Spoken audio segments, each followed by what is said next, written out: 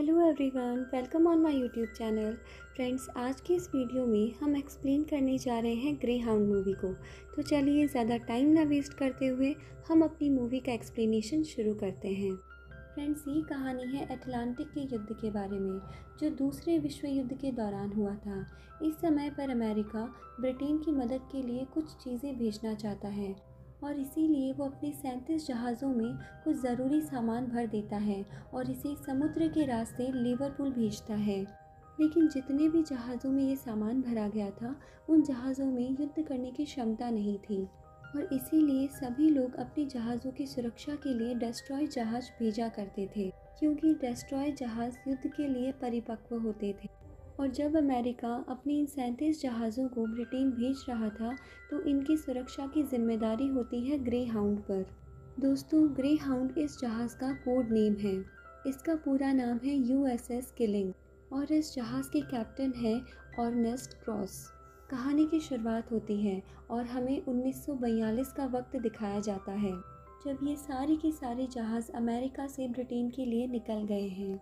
और इन जहाज़ों के निकलते ही हम आसमान में एरोप्लेन्स देखते हैं, जो इन्हें गुड लक कह रहे होते हैं, ताकि ये सही सलामत लिवरपूल तक पहुंच सकें, क्योंकि थोड़े समय बाद ही ये सारे के सारे जहाज़ ब्लैक बीट में चले जाएंगे और वहां जाने के बाद इन्हें 3 दिन तक एयरफोर्स से कोई मदद नहीं मिल पाएगी और 3 दिन बाद इन्हें इंग्लैंड सरकार की एयरफोर्स से मदद मिलेगी। लेकिन सबसे खतरनाक बात तो यहाँ ये है कि जर्मन के सैनिक इनका इंतज़ार कर रहे होते हैं अपने ब्लैक बक में, ताकि कब कोई जहाज़ उनके सामने आए और उन जहाज़ों को ये ढेर कर दे। और अब ये जहाज़ें यहाँ से चल पड़ी हैं। फिर थोड़े समय बाद हम देखते हैं इस जहाज़ के कैप्टन को। इसके बाद हमारी कहानी 2 महीने पीछे यानी कि फ्लैशबैक में चली जाती है, जहाँ पर कैप्टन एवलिन नाम की एक औरत से मिलते हैं। कैप्टन एवलिन नाम की इस औरत से प्यार करते हैं और वो चाहते हैं कि जब वो इस युद्ध से वापस आए तो एवलिन उनसे शादी करे। और हम देखते हैं कि एवलिन भी उन्हें हाँ कहती है और कहती है कि युद्ध से वापस लौटने के बाद वो इस बारे में सोचेगी।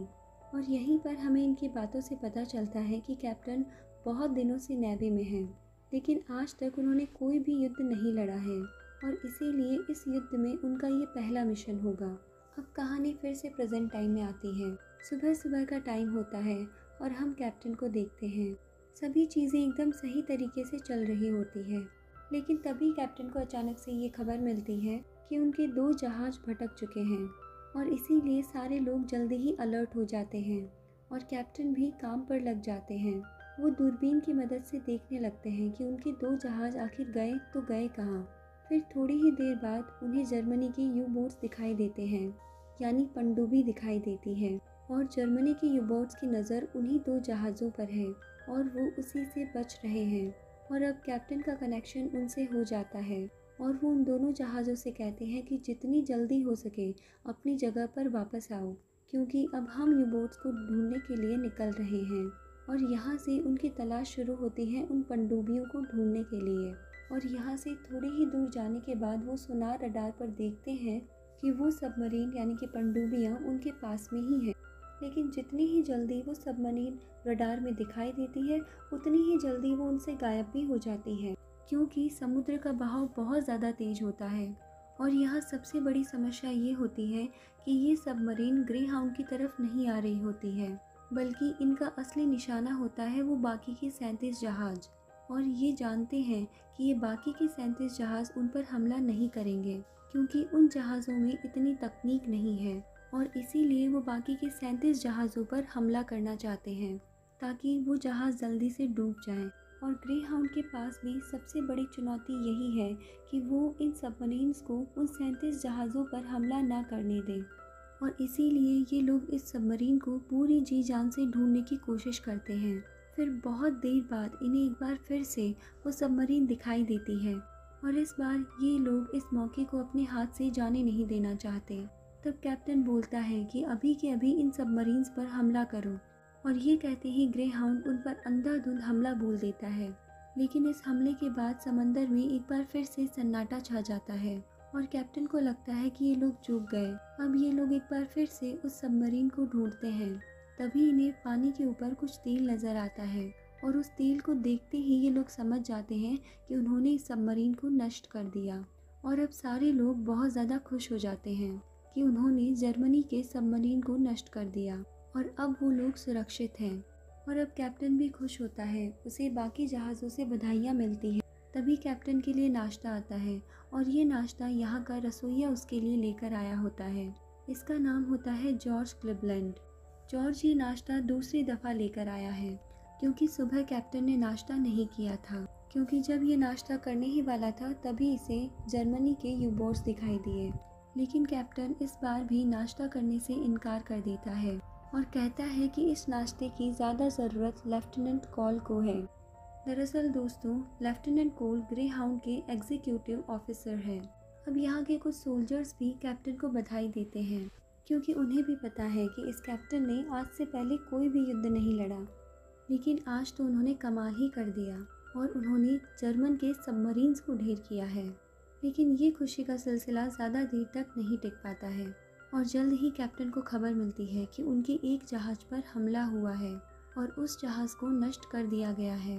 और यहाँ पर कैप्टन को पता चलता है कि जर्मन का सिर्फ एक ही यू बोट नहीं है समुद्र के अंदर, यानी जर्मनी ने अपने बहुत सारे यू बोट्स या कहे तो पनडुब्बियाँ समुद्र के अंदर छोड़ रखी हैं। और इसीलिए एक बार फिर से सभी की चिंता बढ़ जाती है क्योंकि अब उन्हें पता है कि वो बिल्कुल भी सुरक्षित नहीं है और जर्मन उन पर बहुत जल्दी अटैक भी करने वाले हैं। और इसीलिए ये लोग एक बार फिर से जर्मन सबमरीन्स को ढूंढना शुरू कर देते हैं और बीच बीच में इन्हें थोड़ी थोड़ी देर के लिए कुछ कुछ सबमरीन्स नज़र आती हैं। लेकिन ये जैसे ही हमला करने जाते हैं सबमरीन्स गायब हो जाती है और इसी तरीके से वक्त बीतता चला जाता है और जल्दी ही रात हो जाती है। और अब सभी को पता है कि रात में सबमरीन्स कितनी खतरनाक हो सकती है। अब रात में जॉर्ज एक बार फिर से खाना लेकर के आता है और वो कैप्टन से कहता है कि अब आपको खाना खा लेना चाहिए क्योंकि आपने सुबह से कुछ भी नहीं खाया है। अब कैप्टन बेचारा खाना खाने ही वाला होता है कि तभी उसे पता चलता है कि उन सबमरीन्स ने उनके एक और जहाज़ पर अटैक कर दिया है और वो एक एक करके हमारे बहुत सारे जहाज़ों को डुबाते चले जा रहे हैं। और अब तक इन्होंने 5 जहाज़ों पर टॉर्पेडो छोड़ दिया है और वो पांचों के पांचों जहाज़ डूब चुके हैं। और अब ग्रे हाउंड को पता है कि वो सबमरीन्स अभी उन पांचों जहाज़ों के पास ही होंगे, लेकिन ग्रे हाउंड की इतनी रेंज नहीं है कि वो यहाँ से उन पर हमला कर सके। अब ग्रे हाउंड उनके पास जाने की कोशिश करता है ताकि वो उन पर हमला कर सके। अब जल्दी ही ये लोग उनके पास पहुँच जाते हैं और इन पर गोलाबारी शुरू कर देते हैं। इस गोलाबारी से भी ग्रे हाउंड उन सबमरीन्स को ज़्यादा नुकसान नहीं पहुंचा पाते। ये सारी जर्मन्स की चाल होती है ताकि वो लोग उनके पास आएं और जब ये लोग उन पर हमला करें तो ये इन्हें बारूद से ख़त्म कर दें। तभी इन्हें रेडियो पर एक जर्मन सिपाही का संदेश मिलता है। वो इनसे कहता है कि वो बहुत जल्द इन सारे अमेरिकी जहाज़ों को डुबा देगा और इन सभी को एक एक करके मौत के घाट उतार देगा। और फिर हम देखते हैं कि ये लुक्का छिपी इनमें ऐसे ही चलती रहती है।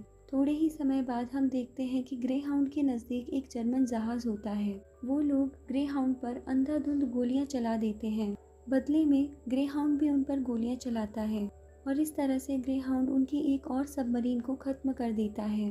लेकिन उन्होंने भी ग्रे हाउंड पर हमला किया है और इससे ग्रे हाउंड का एक हिस्सा तबाह हो चुका है और यहाँ पर अभी भी आग लगी हुई है।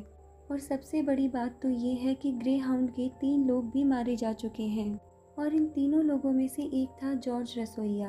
अब हम देखते हैं कि अगली सुबह इन तीनों लोगों का अंतिम संस्कार किया जाता है और मान सम्मान के साथ इन्हें समुद्र में विसर्जित कर दिया जाता है। और ये क्षण मूवी का बहुत ही भावुक क्षण होता है क्योंकि जॉर्ज मरने से पहले बार बार कैप्टन को खाना खिलाने की कोशिश करता रहा, लेकिन किसी न किसी वजह से कैप्टन उसके हाथ का वो आखिरी खाना नहीं खा पाया। और अब यहाँ पर सभी लोग बहुत डरे हुए हैं क्योंकि यहाँ जंग का माहौल है और वो सब जानते हैं कि हम पर किसी भी वक्त हमला हो सकता है। और ऐसा ही होता है, इनके कुछ और जहाज़ों को डुबा दिया जाता है और इन जहाज़ों पर भी जर्मन के सबमरीन्स ने हमला किया था। और अब यहाँ से बेचारे कैप्टन की नींद हराम होने लगती है। अब हर थोड़े समय के बाद इनको एक बुरी खबर मिलती है जिसमें इनको पता चलता है कि उनके एक और जहाज़ को डुबा दिया गया है और समय दर समय इन पर यह खतरा बढ़ता ही चला जाता है। अब तक ये सारी घटनाएं इनके साथ दिन में हो रही थी, लेकिन अब फिर से रात हो चुकी है और कैप्टन को ये बात बहुत अच्छे से पता है कि रात में ये सबमरीन्स कितनी ज़्यादा खतरनाक है और रात में ये सब लोग बहुत ज़्यादा डरे होते हैं। तभी कैप्टन के पास फिर से खाना आता है और खाने के लिए कैप्टन के मुंह से निकलता है थैंक्स जॉर्ज। और तभी उनका नया रसोइया कहता है कि मेरा नाम जॉर्ज नहीं है। और फिर से एक बार कैप्टन को एहसास होता है कि उन्होंने जॉर्ज को खो दिया है और ये बात कैप्टन को बहुत ज़्यादा बुरी लगती है। अब हम कैप्टन और होल को बातें करते हुए सुनते हैं तो हमें पता चलता है कि जहाज़ का सारा गोला बारूद अब ख़त्म हो चुका है और इसीलिए इनके पास अब हमला करने के लिए कुछ भी नहीं है। और अभी तो इनके सामने पूरी रात बाकी है और सुबह तक ये ब्लैक पिट से बाहर नहीं निकल पाएंगे। और जब तक ये लोग ब्लैक पिट से बाहर नहीं निकलेंगे तब तक इन्हें इंग्लैंड से भी कोई मदद नहीं मिलेगी। इसीलिए कैप्टन कहता है कि मैं रेडियो पर मदद मांगने की कोशिश करूंगा। लेकिन ये ब्लैक पिट का एक नियम है कि ब्लैक पिट में रहने के दौरान कोई भी रेडियो से मदद नहीं मांग सकता है। लेकिन फिर भी कैप्टन इन नियमों का उल्लंघन करते हैं और रेडियो पर मदद की गुहार लगाते हैं ताकि जल्दी ही इंग्लैंड एयरफोर्स इनकी मदद के लिए वहां आ जाए। और एक बार ये फिर से सबमरीन्स की लोकेशंस को चेक करते हैं ताकि इन पर हमला ना हो सके। और अब जल्द ही इन्हें पता चलता है कि इनके ऊपर टॉर्पीडो छोड़ा गया है और ये अब अपने बचे कुचे हथियारों से उन टॉर्पीडोज़ पर हमला करने लगते हैं। और इसी दौरान इनके बचे कुचे हथियार भी खत्म हो जाते हैं और तभी इन्हें पता चलता है कि ये जर्मनी की एक चाल थी। ग्रेहाउंड पर जितने भी टॉर्पीडोज़ छोड़े गए थे वो सब के सब नकली थे। जर्मन्स इन टॉर्पीडोज़ के थ्रू ये चाहते थे कि इन पर हमला करके ये अपने बचे कुचे हथियार भी ख़त्म कर दें और फिर इनके पास जवाबी हमला करने के लिए कुछ भी ना बचे। और जर्मन्स अब अपना असली हमला करते हैं। पहले वो एक ही टॉर्पीडो छोड़ते थे लेकिन अब वो एक साथ 2 टॉर्पीडो से हमला करते हैं और वो भी 2 अलग अलग डायरेक्शन से, ताकि इन दोनों के बीच में ही वो ग्रेहाउंड को ढेर कर सके। और अब ग्रेहाउंड के पास कोई हथियार नहीं है इन पर जवाबी हमला करने के लिए और इसीलिए ग्रेहाउंड के पास सिर्फ एक ही रास्ता है कि वो इन टॉर्पीडोज़ के रास्ते में ना आए। और कैप्टन ऐसा ही करवाते हैं। वो अपने जहाज़ को पूरी गति के साथ चलाते हैं और वो बताते हैं कि इन टॉर्पीडोज़ से कैसे बचना है, क्योंकि अब थोड़ा सा ही समय बचा है वहाँ एयरफोर्स को आने में और इसीलिए थोड़े समय के लिए ही इन्हें इन जर्मन्स को उलझा कर रखना है। और अब हम यहाँ देखते हैं कि ये लोग ग्रेहाउंड को और ख़ुद को बचाने की कोशिश करते रहते हैं और जब ये लोग देखते हैं कि टॉर्पीडो उनके एकदम नज़दीक आ गया है तो हम ग्रेहाउंड को आधा पानी के अंदर झुका हुआ देखते हैं। यही एक रास्ता होता है इनके पास जिसकी वजह से ये दोनों टॉर्पीडो से बचकर रह सकते हैं और फाइनली ग्रेहाउंड इन दोनों के अटैक से बच ही जाता है। लेकिन अभी भी ये जर्मन्स मानने वाले नहीं हैं।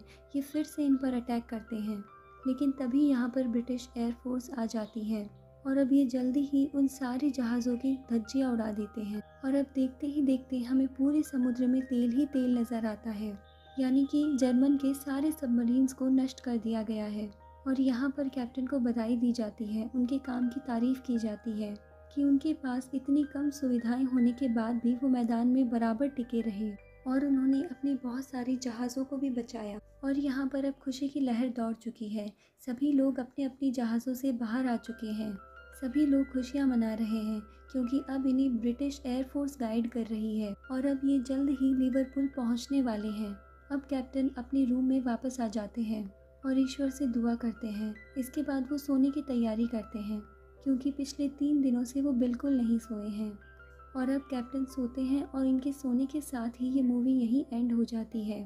तो दोस्तों अब हमारा क्वेश्चन ये है कि क्या ये फिल्म सच्ची घटना पर आधारित है? तो दोस्तों इसका जवाब है नहीं, क्योंकि इस फिल्म में ऐसी बहुत सारी चीज़ें दिखाई गई हैं जो असलियत में नहीं थी। लेकिन जो दिखाई गई परिस्थितियां हैं वो दूसरे विश्व युद्ध के दौरान थी और उन्हीं सारी घटनाओं से प्रभावित होकर इस फिल्म की कहानी को लिखा गया। दोस्तों होप आपको मूवी का एक्सप्लेनेशन अच्छा लगा होगा। अब हम मिलते हैं नेक्स्ट मूवी के साथ। तब तक के लिए bye bye, take care and thank you.